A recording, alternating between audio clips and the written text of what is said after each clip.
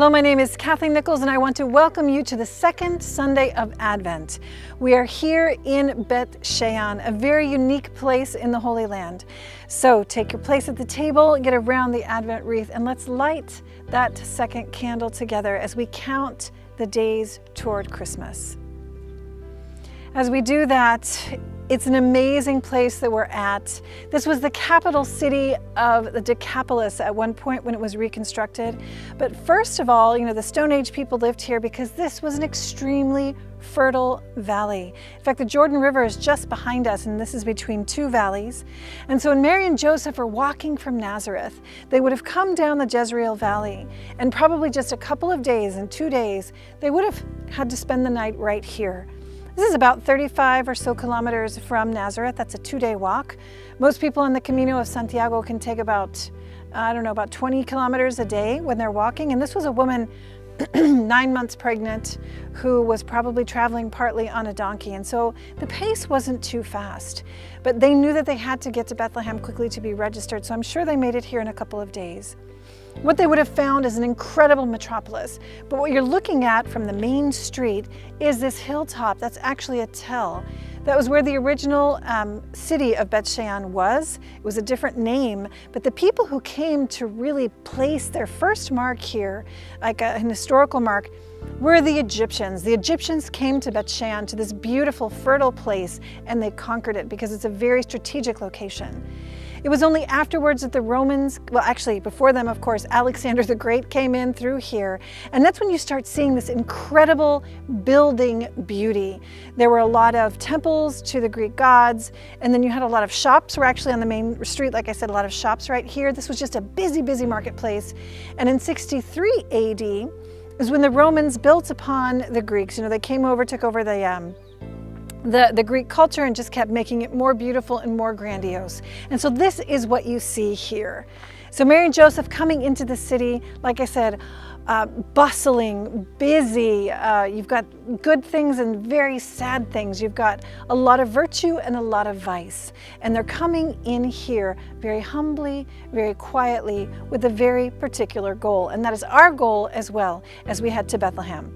So I'm going to take you a little bit further into the city, and we'll talk about perhaps what they may have had in their hearts and in their prayers during this time as they came through Beit Shean.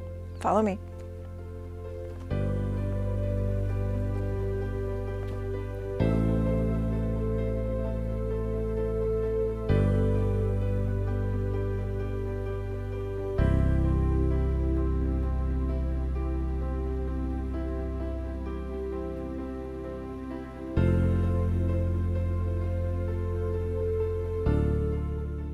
So we can imagine Mary and Joseph coming up the street and then to the main street.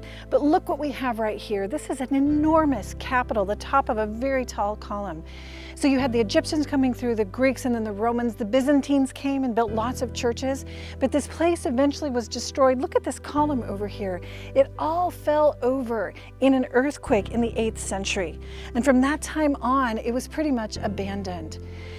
So the reason we came here is because you can imagine these incredible civilizations with so much power, so much glory, and so much wealth. And in comes a small, quiet, humble, poor family.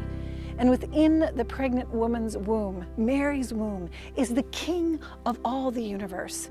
That king who is taking over everything, the king whose kingdom lasts much after all of this has fallen. That's what's absolutely remarkable when we come through Beit Shean and we think about Mary and Joseph coming through this incredible city. Really impressive.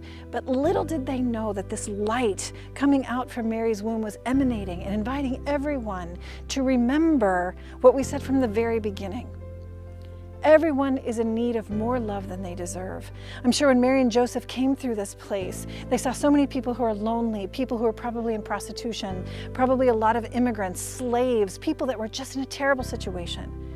Their eyes, their hearts, the baby in their womb in Mary's womb filled her with an empathy and with a desire for these people to be loved and to be loved overabundantly.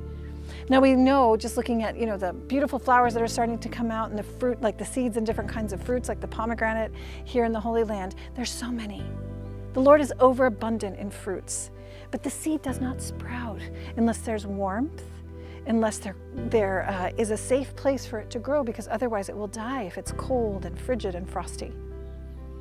But if there is that warmth and that openness, it blooms and it grows. It's the same with each and every one of us. Each one of us has been given so many gifts and so many talents, just like the many people that would have been in this city.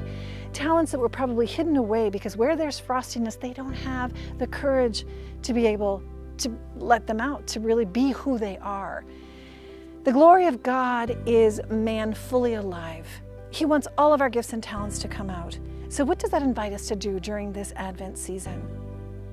Provide warmth, provide welcome to those who are most lonely, most marginalized, most rejected.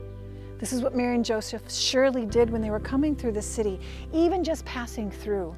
Like we said last week in the Annunciation, when she said, "Let it be," there was a new creation. Light came into her, the star of wonder that we're following on our way to Bethlehem.